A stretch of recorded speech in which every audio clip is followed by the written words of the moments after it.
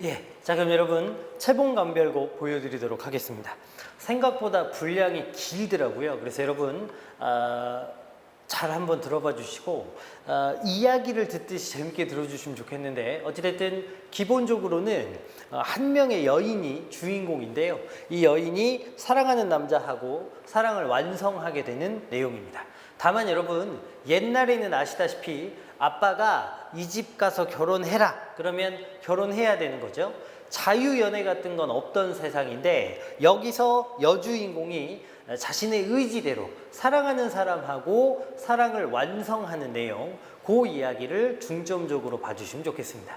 하지만 그렇게 새로운 어떤 모습만 등장하는 건 아니고요. 아버지를 또 감옥에서 빼내기 위해서 자신의 몸을 팔아가지고 기생이 되는, 이 심청이하고 물론 인당수의 몸을 던지는 거니까 결이 약간 다르긴 하지만 아빠를 위해 희생한다는 의미는 비슷하지. 그래서 효와 같은 가치도 여전히 들어있거든요. 뭐 이런저런 것들 여러분들이 잘 생각하시면서 들어주시되, 소설을 흥미롭게 만들려다 보니 약간 막장스러운 요소도 있습니다. 그런 것들을 감안해서 좀 봐주시되, 핵심은 당시 시대적 분위기하고는 조금 안 맞습니다만 한 명의 여인이 결국 자기가 사랑하는 사람하고 맺어지는 내용이다. 근데 중간에 이런저런 우여곡절이 좀 있다. 이 정도만 생각해 주시면 되겠습니다. 자, 그러면 본격적으로 시작하죠. 앞부분의 줄거리부터 보겠습니다. 평양에 사는 김진사는 슬아의 자식이 없음을 한탄하다가 뒤늦게 딸 채봉을 얻습니다. 채봉은 시를 짓고 글씨 쓰는 것이 남보다 월등하고 용모도 아름답습니다. 밑줄 하나 그어두시고, 대부분 옛날 소설에 등장하는 남녀 주인공은요, 요새로 따지면 엄친아 스타일이죠. 엄친아. 그래서 외모도 훌륭하고 공부도 잘하고 운동도 잘하고 뭐 그런 식인데요. 여성의 경우도 마찬가지입니다. 요런 캐릭터들을 뭐라 그러냐면 선남 선녀 캐릭터라고 하는데, 지금 여기 채봉은 그런 의미에서 선녀에 해당하는 거죠. 그리고 이따가 장필성이라는 남자친구가 등장하는데, 아니나 다를까 외모도 훌륭하고 인품도 뛰어나고 지식도 훌륭한 선남 캐릭터에 들어갑니다. 그래서 이 소설 역시 기본적으로 선남 선녀가 만나는 구조로 되어 있습니다. 자, 어쨌든 아름다웠습니다. 이런 딸에게 걸맞은 좋은 사윗감을 구하기 위해 김진사가 서울로 간 사이에 후원에서 단풍 구경을 하던 채봉은 우연히 전 선천부사 아들 장필성이를 만나게 돼요. 자, 드디어 남자 주인공이 등장했죠. 서로 호감을 느낀 두 사람은 시를 주고받게 되고, 그 후에 몰래 다시 만나 서로의 마음을 확인하여 부부가 될 것을 약속했다. 여러분, 부부가 될 것을 약속했다는 말에 밑줄 그으시고, 이게 제가 아까 말씀드렸던 부분인데, 당시에는 결혼을 아빠가 하라는 대로 하는 게 기본인데요. 자신의 의지에 따라서 남자친구와 남편을 선택하죠. 이런 부분들이 바로 채봉이라는 여성이 어떤 인물로 그려지고 있는 거냐? 주체적인 여성 내지는 독립적 여성입니다. 주체적이고 독립적인 여성. 예, 이게 참 특이한 점이에요. 채봉의 어머니인 이 부인도 장필성의 훌륭한 글재주와 인물을 확인한 뒤 혼인을 하기로 약속하고 김진사가 돌아오길 기다린다. 겉봐, 장필성이도 어때? 인물도 아주 훌륭하고 글재주도 훌륭하다고 돼 있잖아. 그러니까 선남 선녀 캐릭터가 만나는 거죠. 근데 여러분, 그냥 이렇게 맺어지면 소설이 안 되겠죠. 중간에 분명히 위기가 있습니다. 자, 같이 보시죠. 김진사가 김양주를 따라 사직동으로 가니, 여러분 여기서 김양주에다가 동그라미 쳐주시고, 김양주라는 인물은 원래 힘을 갖고 있는 사람은 허판서인데요. 그 허판서하고 김진사 중간에 다리를 놓아준 사람입니다. 그런데 마치 자기가 허판서의 권한을 다 가지고 있는 사람인 것처럼 까불겠죠. 여우가 호랑이의 권세를 등에 입고 까부는 것을 호가 호위한다고 하죠. 그래서 일단 첫 번째 김양주는 호가 호위하는 사람입니다. 두 번째는 허판서한테 아첨을 아주 잘하는데요.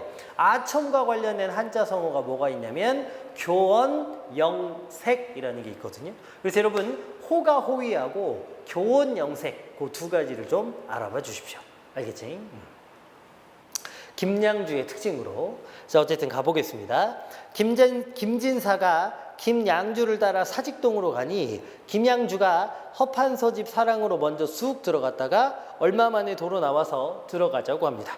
김진사 옷을 다시 고쳐 입고 따라 들어가니 큰 사랑을 지나 뒤 별당으로 들어가는데 김진사가 절하고 자리에 앉자 허판서가 김양주를 쳐다보며 이 사람이 그저께 참봉 벼슬 받은 사람인가 하고 물어본다. 김양주 머리가 방바닥에 닿도록 조아리며 예 그렇습니다 하니 허판서가 다시 김진사를 쳐다보며 매우 단정한 선비로군. 그래 어디 수령 하나 하기가 소원이라지. 우선 시험 삼아 조그만 과천 현감을 하여 볼까? 아닌 게 아니라 과천이 좋긴 좋지. 울고 들어가 가지고 웃고 나오는데 이렇게 돼 있죠. 자, 여러분 울고 들어가서 웃고 나온다는 말에 밑줄 그어 보시고 무슨 의미인지 바로 느낌 오시죠.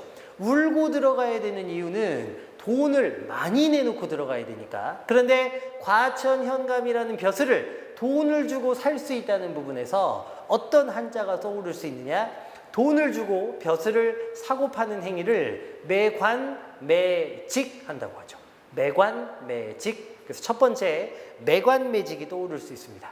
두 번째는 그런데 웃고 나온다 그랬죠. 왜냐하면 백성들한테 너무 많이 뜯어먹으니까. 백성들을 착취하는 걸 한자성으로 뭐라 그러냐면 가렴주구, 가렴주구.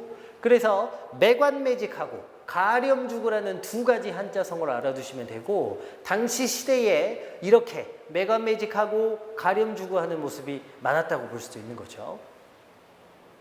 김진사는 무슨 영분인지 몰라 눈만 껌뻑이고 있고 김양주가 허판서에게 묻는다. 지금 과천 현감 자리가 비었습니까? 그렇다네 과천 현감이 사직상소를 했지. 그러니까 사직서지요. 그만두겠다고.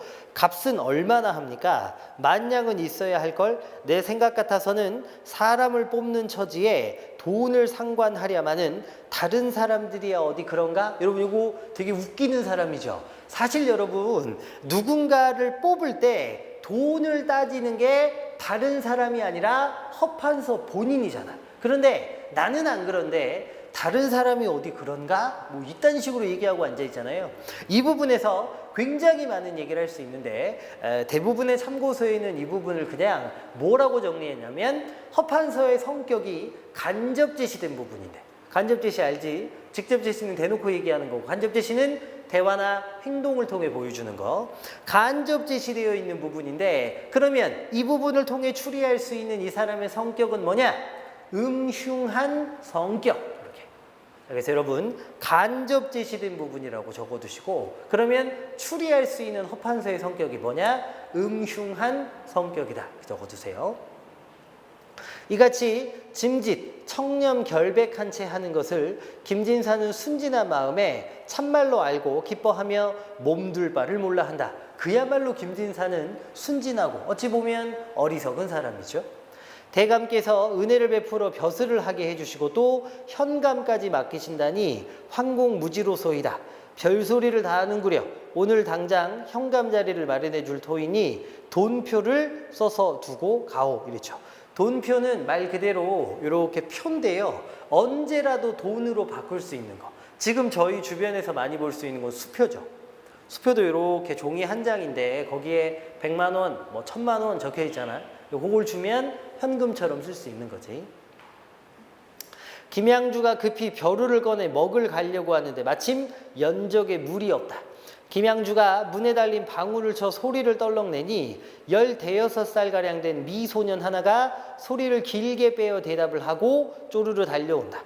김양주가 연적을 주면서 옛다 여기 물을 넣어가지고 오너라. 미소년이 받아가지고 별당으로 내려가는데 비록 남자지만 얼굴이 달덩이 같고 풍채가 늠름하다. 그 아름답고 빼어난 모습이 보던 바 처음이라 김진사는 문득 채봉이 자기 딸이지요. 생각이 나가지고 옆에 사람이 듣는 줄도 깨닫지 못하고 중얼거린다. 그 아이 참 잘생겼구나. 언제 저런 사위를 얻어 내 딸과 짝을 지어줄꼬 하는데 허판서와 김양주가 또렷하게 듣고 있었다. 잠시 후 미소년이 연적을 갖다 놓고 돌아가거늘 김진사가 넋을 잃고 미소년 가는 데를 바라본다. 이 미소년은 허판서의 시중을 드는 아이인데 허판서는 세상 남녀 간에 이 미소년만한 인물이 없다고 늘 칭찬하는 터이다. 뭐 강동원이나 젊은 시절의 원빈 정도 되나 보죠. 그런데 허판서는 김진사의 말을 듣고 변한간 딴 욕심이 생기니 500여리 밖에 있는 채봉의 앞날에 무수한 고난이 이로부터 비롯된다. 여러분 아주 끔찍한 일이 일어나는데요. 허판서 이 영감님이 변한간 딴 욕심이 생겼습니다. 무슨 욕심 생겼는지 알겠죠? 바로 김진사의 딸인 채봉이를 자기 걸로. 이 끔찍합니다만 그렇습니다. 특히 그 뒷부분에 500여리 밖에 있는 채봉의 앞날에 무수한 고난이 이로부터 비롯된다. 여러분 이거 누가 해주는 말이야? 이야기를 들려주는 서술자가 직접 자기 목소리를 낸 거죠. 여기서부터 시작된다는 거잖아. 여러분 그 유명한 서술자의 개입 부분이죠. 서술자의 개입. 김양주가 먹을 다 앓고 김진사를 탁 치며 무엇을 그렇게 정신없이 보고 있어? 어서 어음이나 서서 드리고 갑시다. 예, 쓰지요. 그런데 5천냥은 지금 있고 5천냥은 평양으로 기별을 해서 가져오든지 그렇지 않으면 내가 내려가야 할 터인데 어찌하면 좋겠습니까? 허판서는 벼슬 팔기에 수단이 있는 양반일 뿐 아니라 김진사 집의 실정을 다 아는 터이라. 그러니까 벼슬 팔기를 많이 해서 그쪽에 대한 재주도 있는 사람인데다가 김진사 집의 실정을 안다는 것은 돈이 있는 집이라는 걸 안 되는 거죠. 이 말을 듣고 선뜻 허락을 해줍니다. 그러면 5천냥 가진 표는 나를 주고 5천냥은 어음만 써놓았다가 나중에 들어놓게 그려. 참고로 여러분 어음이라는 것도 뭐냐면 날짜를 정해놓고 며칠까지 돈을 주겠다는 일종의 약속이에요. 김진사는 5천냥 어음을 써놓고 또 5천냥은 돈표, 수표를 써놓으니 허판서가 받아 문갑 서랍에 넣고 웃는 낯으로 김진사를 찾아본다. 웃는 낯에 밑줄 그으시고 얼굴이 환하게 말 그대로 웃음 지었다는 건데 여러분 말로써 사람들에게 하는 거 말고 표정이라든가 몸짓, 제스처라든가 이런 걸로 어떤 메시지 혹은 신호를 보낼 때 이걸 뭐라 그러냐면 비언어적 표현이라고 합니다. 웃는 낯에다가 비언어적 표현이라고 적어보시고 그러면 웃는 낯, 이 비언어적 표현이 전달하려고 하는 메시지, 시그널은 뭐냐? 그것은 만족감이죠. 그래서 거기다가 만족감이라고 적으세요. 서랍에다가 돈 만냥을 넣으면서 흐뭇하신 겁니다. 내일이면 과천 현감을 할 터이니 이제는 김과천이라 하지. 김과천, 허허 띄워주는 거죠. 황송합니다. 내일이면 할 터인데 무슨 관계가 있나. 그런데 아까 우리 집 심부름하는 아이를 보고 뭐라고 했나? 그 미소년 얘기하는 거죠. 위인이 하도 얌전하기에 칭찬하였습니다. 글쎄 칭찬한 줄은 안 해. 그런데 사위 삼았으면 좋겠다고 그러지 않았나? 허판서는 음흉한 생각이 있어서 묻는 말이지만 여러분 이 음흉한 생각 앞에 나왔던 딴 욕심 그거지. 채봉이를 그냥 어떻게 해보려고. 김진사가 어찌 그런 속을 알겠는가? 역시 여러분 서술자의 개입 부분인데요. 김진사 보면 볼수록 어리석은 사람이죠. 조금도 의심하지 않을 뿐 아니라 도리어 황공하여 대답한다. 네, 그러했습니다. 소인에게 미천한 딸이 하나 있사온데 과히 모자라지는 아니하므로 그에 걸맞은 사람으로 짝을 지어주려고 16이 되도록 시집을 못 보냈습니다. 댁 상노를 보니 여러분 그 댁 상노는 참고로 잔심부름꾼을 옛날에 상노라 그랬는데요. 바로 아까 그 미소년을 얘기하죠. 걔를 보니 그 모양이 비슷하기에 무심코 속으로 말을 한다는 것이 대감 귀에까지 들리게 되었습니다. 허판서가 이 말을 듣고 불같은 욕심이 일어나서 여러분 이 불같은 욕심 역시 채봉에 대한 욕심이죠. 여기서 하나 적어보시면 허판서는 어떤 사람이냐? 돈뿐만이 아니라 여자도 그것이 다소 도덕적으로 무리가 가는 일이라 하더라도 어떻게든 가지려고 하는 사람이잖아요. 적어보시면 탐욕스러운 인물입니다. 탐욕스러운 인물. 그 욕심 옆에다가 탐욕스러운 인물. 체면도 돌아보지 않고 한바탕 너털 웃음을 터뜨리더니 여보게 김과천 나는 그 상노놈 미소년과 비교해서 어떤가? 대박이죠. 황송합니다. 황송하다고 할 것이 아니라 내가 김과천에게 청할 말이 있으니 부담 없이 들을 텐가? 대감 분부라면 죽더라도 따르겠사옵니다. 어찌 안 듣겠습니까? 다른 청이 아니라 내가 자네 사위가 되면 어떻겠는가? 대놓고 얘기하죠. 천만의 말씀이오시다. 천만의 말이 아니라 내 말을 들어보게. 김양주가 이 자리에 앉아 있어서 하는 말이네만 김양주는 내 속을 다 아네. 내가 작년에 첩을 잃고 마땅한 사람이 없어서 지금까지 그저 있다네. 자네 딸을 내게 줄 것 같으면 자네 딸고 호강을 할 것이오. 자네도 작은 고을 수령으로만 다니겠나? 감사 아니 참판 판서는 못하려고. 그러니까 딸을 주면 네 딸도 좋을 뿐더러 너도 엄청난 벼슬자리를 주겠다고 꼬시는 거죠. 애초에 김진사가 처음 서울에 왔을 때는 천근 같은 딸을 위해 좋은 사위를 얻어 낙을 보려는 마음이 먼저였다. 그런데 평안도 사람이 벼슬하기가 하늘에 오르는 것처럼 어려운 이 시절에 여러분 그거